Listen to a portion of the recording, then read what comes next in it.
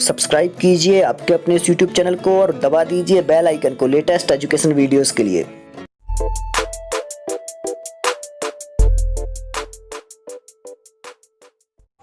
MPTT की तैयारी करने वाले मित्रों के लिए ये अंतिम वीडियो है कक्षा 6वीं की संस्कृत का, जो कि MP बोर्ड की है।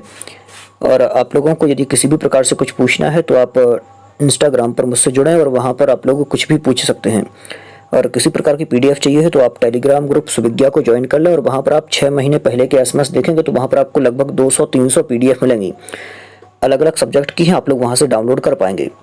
लगभग 1700-1800 लोग वहाँ पर जुड़ चुके हैं। चलिए स्टार्ट कर रहा हूँ। 20वां पाठ है श्रमस्य महत्वम। श्रम का महत्व यहाँ पर बताया गया है। और इस प्रकार के गद्य और जो पद्य यहाँ पर हैं ये पूछे जाने की संभावना बहुत ज़्यादा है, क्योंकि अभी तो ये 6वीं क्लास की है। आगे की जो और क्लासेस के रहेंगे तो आपकी गद्य पद्य की भी तैयारी इससे होती रहेगी और साथ ही साथ पेडागोजी जो है वो तो है ही, और जो व्याकरण होनी थी यहाँ पर व्याकरण भी आपकी होती रहेगी। तो तीनों चीज़ें जो आपके 30 नंबर पर पूछा जाना है, गद्य पद्य रहेंगे, उनसे संबंधित प्रश्न रहेंगे, और व्याकरण से संबंधित रहेंगे गद्य पद्य से, और पेडागोजी रहेगी। तो तीनों चीज़ें आप लोगों की लगभग बहुत हद तक कंप्लीट होने वाली हैं। आप लोग और जगह से भी तैयारी अच्छे से करते रहें। पेडागोजी की जो भी आप लोगों को मार्केट में बुक्स मिले उनसे भी पढ़ें। जितना अधिक आप लोग पढ़ाई करेंगे उतना ज़्यादा पेडागोजी में आपको समझने में आसानी होगी, क्योंकि प्रश्न समझ में आना चाहिए बस। यदि आपको प्रश्न समझ में आता है तो आप उसका उत्तर दे देंगे, क्योंकि आपको हिंदी में तो आपसे बन जाएगा, लेकिन संस्कृत में थोड़ा सा टफ पड़ता है, क्योंकि वहाँ पर जो संस्कृत रहती है थोड़ी सी हार्ड रहती है। तो प्रश्न का आप अभ्यास ज़्यादा करें तो धीरे धीरे पर समझ में आने लगेगा, क्योंकि रिपीटेशन ज़्यादा है। चलिए, श्रम एव जयति मतलब श्रम ही विजय को प्राप्त होता है, श्रम की ही जय होती है। इति अस्माकं ध्येय वाक्यमस्ति, यह हमारा ध्येय वाक्य है। श्रमेण राष्ट्रस्य उन्नति भवति मतलब श्रम के द्वारा ही राष्ट्र की उन्नति होती है, या फिर परिश्रम से राष्ट्र की उन्नति होती है। अर्जितम धनम श्रेष्ठम नास्ति, श्रमेण अर्जितम धनम श्रेष्ठम नास्ति, ये छूट गया। हाँ, श्रमेण राष्ट्र से उन्नति ही भवति, बिल्कुल ठीक है। श्रम से परिश्रम से राष्ट्र की उन्नति होती है। श्रमेण अर्जितम धनम श्रेष्ठम भवति मतलब श्रम के द्वारा कमाया हुआ धन ही श्रेष्ठ होता है, या फिर श्रम से, श्रमेण दिया है ना, तो श्रम से कमाया हुआ धन श्रेष्ठ होता है। सिख धर्मस्य प्रवर्तकः गुरु नानक देवः पंजाब प्रांते अभवत्, जो सिख धर्म के प्रवर्तक गुरु नानक देव जी जो थे वो पंजाब प्रांत में हुए। एकदा सह धर्म प्रचारार्थम, क्या कह रहे हैं, एकदा सह धर्म प्रचारार्थम एकम ग्रामम अगच्छत। एकदा मतलब एक बार, सह मतलब वह, धर्म प्रचारार्थम धर्म प्रचार के लिए, एकम ग्रामम अगच्छत एक गांव आए। कौन? तो गुरु नानक देव जी। तत्र एकः श्रमिकः गुरुम दृष्ट्वा स्वागतम अकरोत्, वहां पर एक जो श्रमिक था वहां पर एक मजदूर था। मजदूर ने गुरु को देखकर क्या किया? स्वागत किया। गुरु को देखकर स्वागत किया। एवं च भोजनार्थम रोटिका समर्पयत, और उसने भोजन के लिए उनको रोटियां समर्पित कर दी। एकः उच्चवर्गीयः धनिकः अपि गुरवे मिष्टान्नम अयच्छत, एक उच्च वर्ग का धनवान, तो उस धनवान ने भी गुरुजी को मिष्टान्न दी। अयच्छत मतलब दी। आगे क्या कह रहे हैं? नानकः किंचित विचार्य श्रमकस्य रोटिकाम स्वीकृतवान, जो नानक देव जी थे उन्होंने कुछ विचार करके और जो श्रमिकों की रोटियां थी उनको स्वीकार कर लिया। एतत् दृष्ट्वा धनिकः सक्रोधम अभवत्, एतत् दृष्ट्वा यह देख करके धनिक जो है वो सक्रोधम क्रोध से सहित होकर अबदत मतलब बोला। महाराज किम एतत् यह क्या है? मम गृहात् आनीतम सरस भोजनम त्यक्त्वा भवान श्रमकस्य शुष्क रोटिकाः स्वीकरोति। महाराज यह क्या है?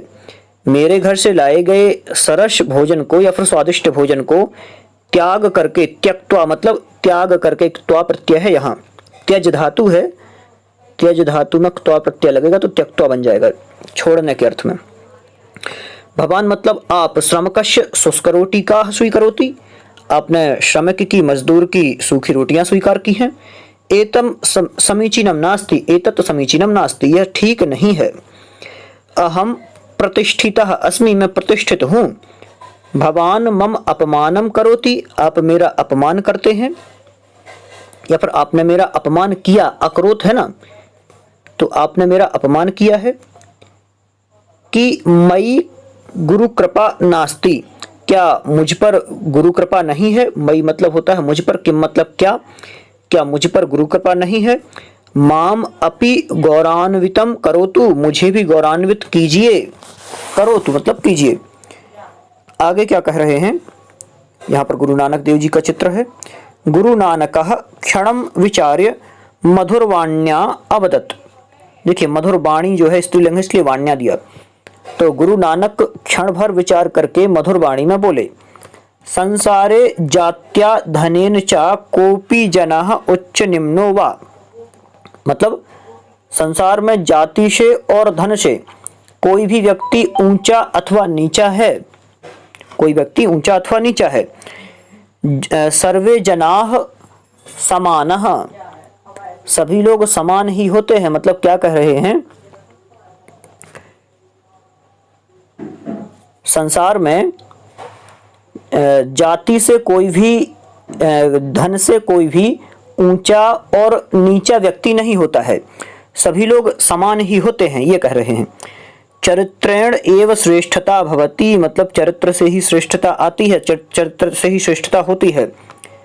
श्रमिकेण तु बहुश्रमेण धनम अर्जितम, मतलब श्रमिक के द्वारा बहुत ज़्यादा परिश्रम करने पर धन कमाया है, श्रमिक ने बहुत परिश्रम करके धन कमाया है।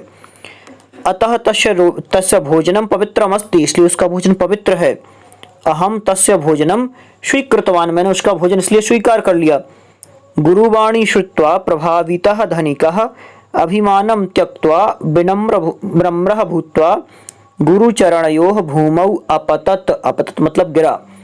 तो गुरुवाणी को सुन करके और उससे प्रभावित होकर, गुरुवाणी से प्रभावित होकर धनिक अभिमान को छोड़ करके विनम्रः भूत्वा, नम्रीभूत होकर, गुरुचरणयोः गुरु के चरण में, भूमौ अपतत धरती पर गिर गया, मतलब कि झुक गया, ये भी अपन समझ सकते हैं, जमीन पर गिर गया।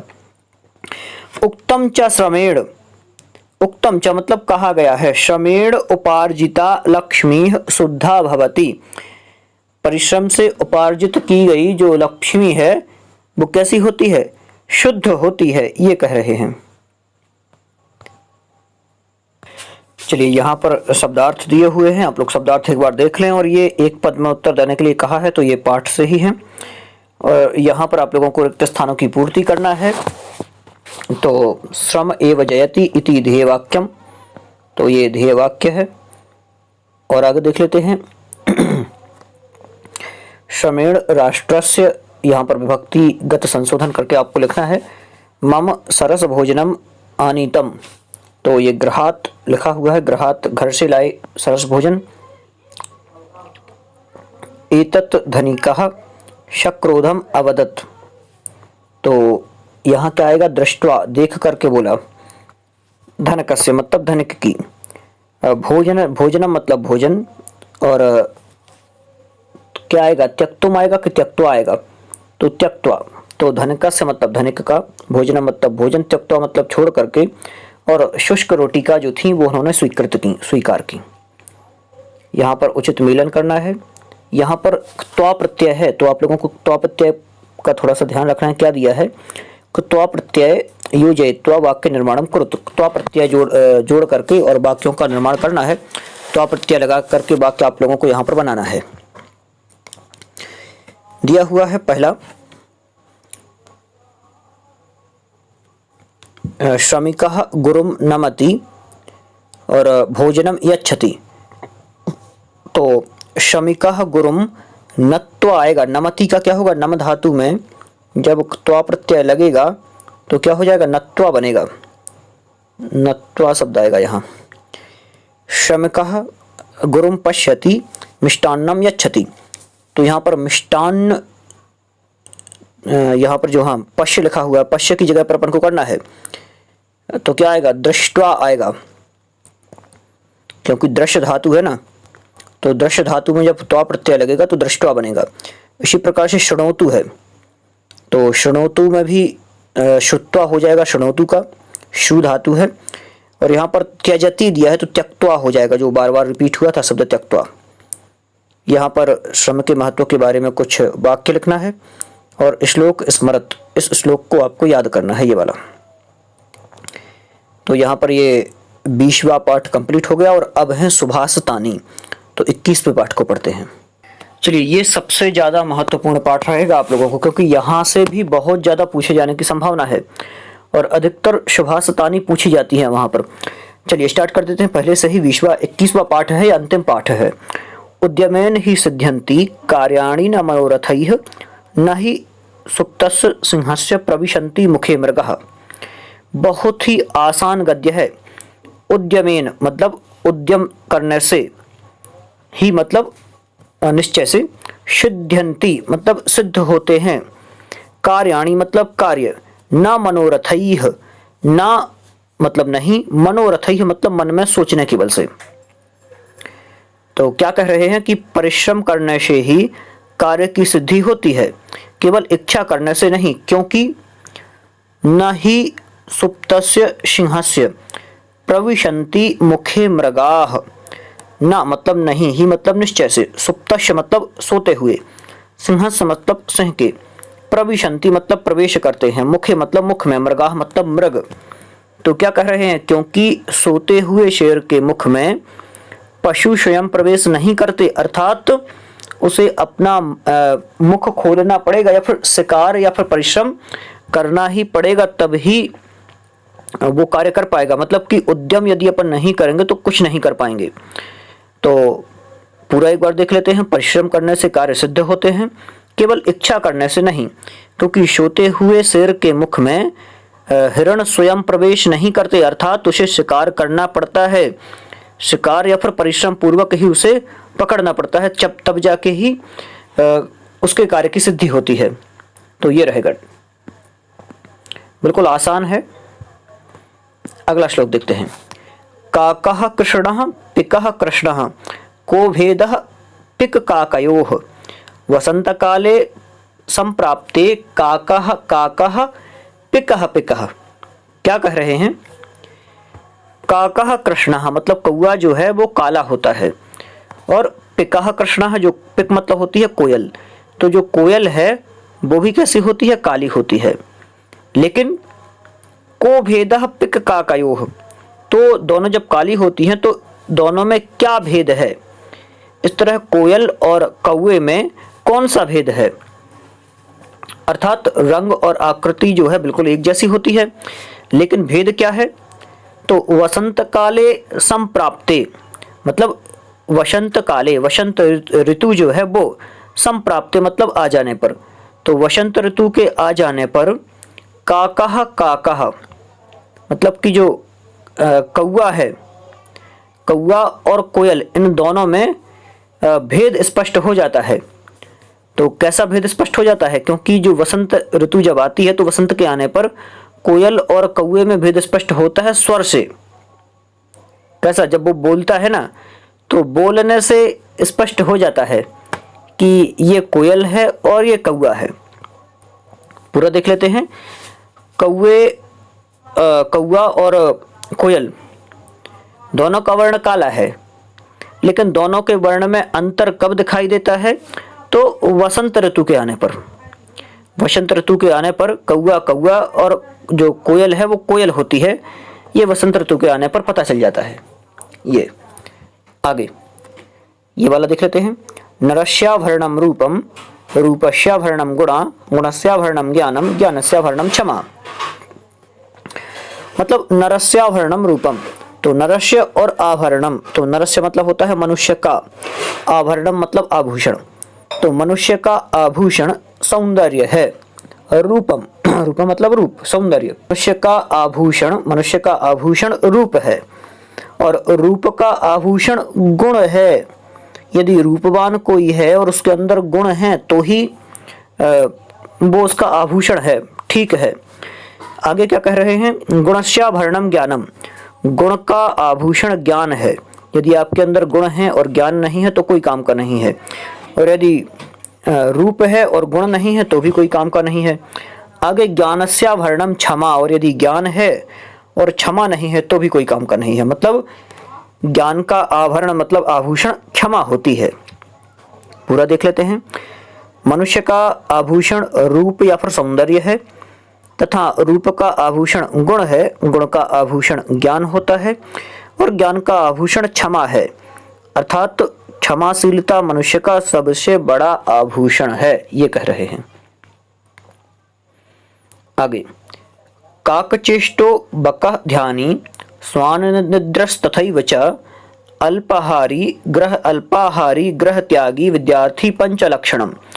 बहुत ज्यादा महत्वपूर्ण है ये श्लोक, सारे के सारे बहुत ज्यादा चर्चित श्लोक हैं।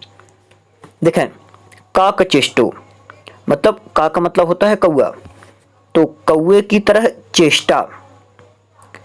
बक ध्यानी मतलब बगुले की तरह ध्यान।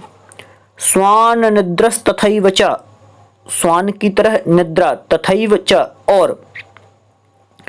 और कैसे, अल्पाहारी कम खाने वाला, ग्रह त्यागी घर का त्यागी, विद्यार्थी पंचलक्षणम ये 5 लक्षण होते हैं विद्यार्थी के। कौवे की तरह चेष्टा, बगुले की तरह ध्यान, श्वान की तरह निद्रा, अल्पाहारी और ग्रह त्यागी। ये आगे चलते हैं। काव्य शास्त्र विनोदेन कालो गच्छति धीमताम व्यसनेन तु मूर्खाणाम निद्रया कलहेन वा। मतलब काव्य शास्त्र विनोदेन, जो बुद्धिमान पुरुष हैं उनके बारे में कहा हुआ है कि बुद्धिमान पुरुषों का समय काव्य शास्त्रों के विनोद करते हुए व्यतीत होता है। एक एक शब्द का अर्थ देख लेते हैं। काव्य शास्त्र विनोदेन मतलब काव्य शास्त्र के विनोद से। कालो गच्छति मतलब समय निकलता है, गच्छति मतलब निकलता है, कालः मतलब समय। धीमताम, धीमता मतलब बुद्धिमान, बुद्धिमान पुरुषों का, बुद्धिमानों का। व्यसनेन तु मूर्खाणाम मतलब व्यसनेन मतलब व्यसन से, तु मतलब निश्चय से, मूर्खाणाम मतलब मूर्खों का, निद्रया मतलब निद्रा, और कलहेन मतलब कलह में। क्या कह रहे हैं? बुद्धिमान लोग अपना समय काव्य शास्त्र के विनोद करते हुए व्यतीत करते हैं, जबकि मूर्ख लोग बुरी आदतों से सोते हुए और लड़ाई झगड़ा करते रहने में ही अपना समय व्यतीत करते हैं। ये रहेगा। आगे, यस्य नास्ति स्वयं प्रज्ञा शास्त्रम तस्य करोति किम लोचनाभ्याम विहीनस्य दर्पणः किम करिष्यति। क्या कह रहे हैं? यस्य नास्ति स्वयं प्रज्ञा शास्त्रम तस्य करोति किम। यस मतलब जिसके, नास्ति मतलब नहीं है, स्वयं प्रज्ञा मतलब स्वयं की बुद्धि, जिसके पास स्वयं की बुद्धि नहीं है उसका शास्त्र कुछ नहीं कर सकते हैं। एक एक शब्द का अर्थ देख लेते हैं। यस मतलब जिसके, नास्ति मतलब नहीं, स्वयं मतलब अपने स्वयं की, प्रज्ञा मतलब बुद्धि। आगे क्या कह रहे हैं? शास्त्रम तस्य किम करोति, तो एक एक शब्द अलग अलग आपको पता ही चल गया। शास्त्र मतलब शास्त्र, तस्य मतलब उसके, करोति मतलब करता है, किम मतलब क्या। लोचनाभ्याम, देखिए लोचनाभ्याम दिया है क्योंकि आंखें जो होती हैं हमेशा द्विवचन में होती हैं, तो लोचनाभ्याम मतलब आंखों के। विहीनस्य मतलब विहीन होने पर या फिर होने के। दर्पणः मतलब दर्पण, किम मतलब क्या, करिष्यति मतलब करता है या फिर करेगा, करिष्यति है। तो क्या होगा इसका अर्थ? जिसके पास स्वयं बुद्धि नहीं है उसका शास्त्र भला क्या कर सकते हैं। आंखों के अंधे व्यक्ति के लिए भला शीशा क्या कर सकता है। लोचनाभ्याम विहीनस्य, जिसकी आंखें ही नहीं हैं उसको दर्पण का फिर क्या काम। ये आगे, प्रियवाक्य प्रदानेन सर्वे तुष्यन्ति जन्तवः तस्मात् प्रियम ही वक्तव्यम वचने का दरिद्रता। क्या कह रहे हैं? प्रिय वाक्य प्रदानेन मतलब प्रिय वाक्य प्रदान करने से या फिर प्रिय वचन बोलने से। सर्वे तुष्यन्ति जन्तवः, सर्वे मतलब सभी, तुष्यन्ति मतलब तुष्ट हो जाते हैं, जन्तवः मतलब जंतु। तो प्रिय वचन बोलने से सभी जंतु तुष्य हो जाते हैं या फिर शांत हो जाते हैं या संतुष्ट हो जाते हैं। इसलिए क्या करना चाहिए? प्रिय वचन बोलना चाहिए। तस्मात् इसलिए प्रियम ही वक्तव्यम, प्रिय ही बोलना। वचने का दरिद्रता, वचनों में क्या दरिद्रता, मतलब प्रिय वचन बोलने से ही सभी प्राणी संतुष्ट हो जाते हैं, इसलिए प्रिय ही बोलना चाहिए। वचन बोलने से कौन सी दरिद्रता आती है? अर्थात प्रिय वचन बोलने से किसी भी प्रकार की धनहीनता नहीं आ सकती। ये कह रहे हैं का दरिद्रता, किस प्रकार की दीनता आएगी? आगे अंतिम है ये शाम न विद्या न तपो न दानम ज्ञानम न शीलम न गुणो न धर्मः ते मर्त्यलोके भुवि भारभूताः मनुष्य रूपेण मृगाश्चरन्ति। ये शाम न विद्या, ये शाम मतलब जिसके, ना मतलब नहीं, विद्या मतलब विद्या, तो जिनके विद्या नहीं है, ये शाम न विद्या ऐसा मतलब जिसमें, ना मतलब नहीं है, विद्या मतलब विद्या, तो जिसमें विद्या नहीं है। ना तपो, तप नहीं है। ना दानम, दान नहीं है। ज्ञानम, ना उसके ज्ञान है। शीलम, ना शील है। गुणो, ना उसके अंदर गुण है। और ना धर्म मतलब धर्म है।